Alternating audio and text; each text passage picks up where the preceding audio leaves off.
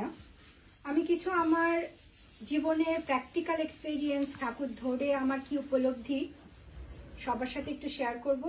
আর আমি বলছি আমার নিজেকে তৈরি করার জন্য, আমি কাউকে শিক্ষা দেওয়ার জন্য না, আমি নিজেকে শিক্ষা দেওয়ার জন্য বলবো, যাতে ঠাকুরকে ধরে আমি নিজেকে আরো একটু উন্নত করতে পারি। তো আজকে আমরা এখানে সবাই উপস্থিত হয়েছি, অনেক অনেক দূর থেকে এসেছেন সবাই। কেন এসেছি? আমাদের অঙ্কিতা মা এবং আমাদের সৌভিকদার তাদের বেবি হবে, তাদের মঙ্গল কামনায় আমরা ঠাকুরের রাতুল চরণে প্রার্থনা জানাতে, সৎসঙ্গ করতে। তো এই যে আমরা প্রার্থনা করছি ঠাকুরের চরণে তাদের জন্য, আমরা এটা হচ্ছে নিষ্কাম প্রার্থনা। একমাত্র ঠাকুর শুনবেন সেই নিষ্কাম প্রার্থনায়। সকাম প্রার্থনা ঠাকুর শুনবেন না। সকাম প্রার্থনা কি? ঠাকুর আমাকে টাকা দাও, আমাকে গাড়ি দাও, আমাকে বাড়ি দাও, আমাকে সুখে রাখো, আমাকে ভালো চাকরি দাও। ঠাকুর এগুলো শুনবেন না, কারণ ঠাকুর আমাদের সবাইকে ভালোবাসেন। তো ঠাকুর নিষ্কাম প্রার্থনা শুনবেন। আর নিষ্কাম প্রার্থনা কারা করবেন? অন্যেরা করবেন। আর অন্যেরা কেন করবেন? তারা কি জন্য করবেন আমার জন্য নিষ্কাম প্রার্থনা? ভালোবাসার জন্য। প্রথমত তারা আমার কমন পিতাকে ভালোবাসেন, আমি যাকে ভালোবাসি তারাও তাকে ভালোবাসেন, তাই তারা আমার জন্য প্রার্থনা করবেন। তারা কিন্তু আমাকে চিনে আমার জন্য প্রার্থনা করবেন না। আমি তাকে ভালোবাসি, আমি হয়তো তাকে ভালোবাসতে পারিনি সেভাবে, যেটুকু বাসি তারাও তাকে ভালোবাসেন, তাই তারা আমার জন্য প্রার্থনা করবেন। সেই প্রার্থনাই ঠাকুর শুনবেন। তো এই যে আমরা তাকে ভালোবাসি, এই ভালোবাসাটা কিন্তু নিঃস্বার্থ ভালোবাসা। ঠাকুর আমাদের কাছে কিছু চান না। আমি আমার স্বামীকে ভালোবাসবো, বাবাকে ভালোবাসবো, বাবা ছেলেকে ভালোবাসবে, বউ স্ত্রী স্বামীকে ভালোবাসবে। Everything is conditional in some sense. But ঠাকুর আমাকে যে ভালোবাসেন, আমি ঠাকুরকে যে ভালোবাসি, এটার মধ্যে কোনো লেনা দেনা নেই, কোনো চাওয়া পাওয়া নেই। আমি ঠাকুরকে ভালোবাসবো, ঠাকুর আমাকে বলবেন না যে তুমি আমাকে একটা বাড়ি কিনে দাও, আমাকে একটা গাড়ি কিনে দাও। কিন্তু আমাদের পার্থিব জগতে আমাদের কিন্তু চাওয়া পাওয়া থাকে। তো এই ভালোবাসাটাই সঠিক ভালোবাসা। আমরা যখন জন্মগ্রহণ করি, আমাদের বাবা মা আমাদের লালন পালন করেন, বাবা মা ছত্র ছায় আমরা বড় হই। তারপর আমি যখন বড় হই, আমার যখন বিয়ে হয়ে অন্য সংসারে যায়, একদিন আমার বাবা মা মারা যান। তখন আমার স্বামী শ্বশুর থাকেন, তখন আমার বাবা মা থাকেন না। তারপরে আমি যখন আমার বাচ্চা হয়, আমার ছেলে মেয়ে হয়, আমি যখন সংসার করি, তখন একদিন আমি চলে যাই, আমার সন্তানরা থাকেন। কিন্তু জীবনের এই প্রথম থেকে শেষ পর্যন্ত কেউ কিন্তু চিরস্থায়ী নয়। একমাত্র ঠাকুরই থাকেন চিরস্থায়ী হয়ে, ভালোবাসার হাত দিয়ে মাথার উপরে। যখনই আমরা কঠিন পরিস্থিতির মধ্যে পড়ি, তিনিই আসেন হাতটি ধরে বাঁচাতে। এবং ঠাকুরকে যে আমরা এই ধরে চলি, এটার মধ্যে কোনো ম্যাজিক নেই।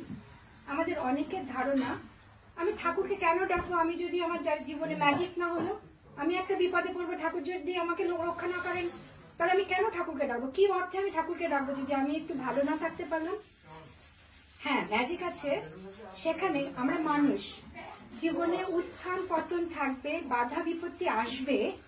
ওই বাধা বিপত্তিকে আমি কি করে হ্যান্ডেল করে উই ক্যান মুভ ফরওয়ার্ড, সেটাই ঠাকুরকে ধরে আমরা বুঝতে পারি।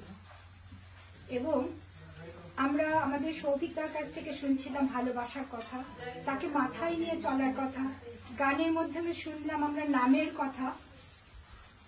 আমরা জীবনে সবাই, হ্যাঁ, টাকা চাই, বাড়ি চাই, সব চাই, কিন্তু তার মূলে আমরা শান্তি চাই, আমরা হ্যাপি থাকতে চাই। কিন্তু টাকা পয়সা, গাড়ি বাড়ি কি সত্যিকার অর্থে কি আমাদেরকে হ্যাপিনেস এনে দিতে পারে? মনে হয় না। কারণ অনেকের অনেক টাকা আছে, হয়তো সুখে থাকতে পারে না। একমাত্র আমরা হ্যাপিনেস কখন থাকতে পারবো? যখন আমার মধ্যে কোনো চাওয়া পাওয়া থাকবে না। আর তখনই আমি নিজেকে সেইভাবে তৈরি করতে পারবো যখন আমি আমাকে সম্পূর্ণরূপে তাকে সারেন্ডার করতে পারবো। এটা is very very tough, but প্রতিদিন যদি আমরা একটু একটু করে চেষ্টা করি হয়তো আমি সেই পথে যেতে পারবো। তো অনেকের মধ্যে ধারণা হয়তো যে ঠাকুরকে কেন আমরা শ্রীকৃষ্ণকে ডাকবো, আমরা রামকৃষ্ণকে ডাকবো, কিন্তু ঠাকুরকে কেন ডাকতে যাব? কেন যাব? আমরা যদি গীতা মানি, ভগবান শ্রী শ্রী কৃষ্ণ বলে গেছেন যে আমি যুগে যুগে আসবো, সম্ভব আমি যুগে যুগে, পরিত্রাণায় সাধুনাং বিনাশায় চতুষ্কৃতম সম্ভব আমি যুগে যুগে। তো যুগে যুগে তিনি আসবেন, এটা তিনি গীতাতেই বলে গেছেন।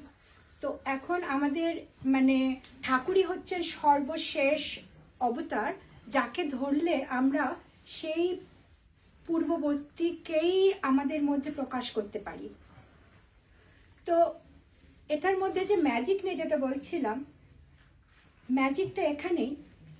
ঠাকুর যে আমাদের যে নামটা দিয়েছেন সেটা সায়েন্টিফিক্যালি সেইটা সম্পর্কে অনেক স্টাডি আছে।